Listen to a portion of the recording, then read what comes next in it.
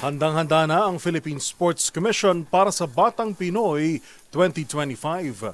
Ilang linggo bago ang National Championships, ipinakilala na ng PSC ang mga opisyal na mascot, mga sponsor at mga premyong nakalaan para sa mga kabataang atleta na isasagawa sa General Santos City. Kung ano-ano ang mga dapat nating malaman sa report ni Matchpoint Millie Borja.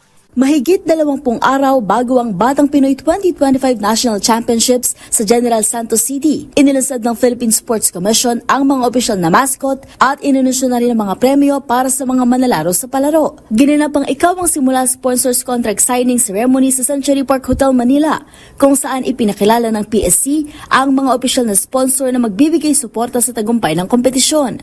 Pinangunahan ni PSC Chairman Pato Gregorio ang formal na pagpirma ng kasunduan kasama ang mga opisyal ng mga partner organization. Isa sa mga highlight ng programa ang pagpapakilala sa mga opisyal na mascot na sina Oyo at Aya na sumisimbolo sa mga kabataang atleta na may pag-asa at determinasyon.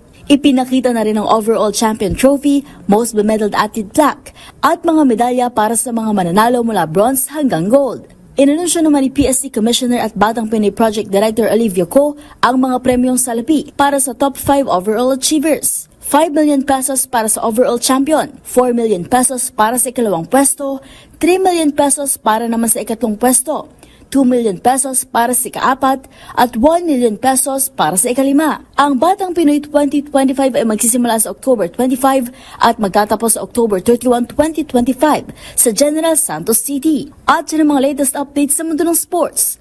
Para sa MBC TV Network News, ito si Millie Borja ng DZRH TV, una sa Pilipinas, una sa Pilipino.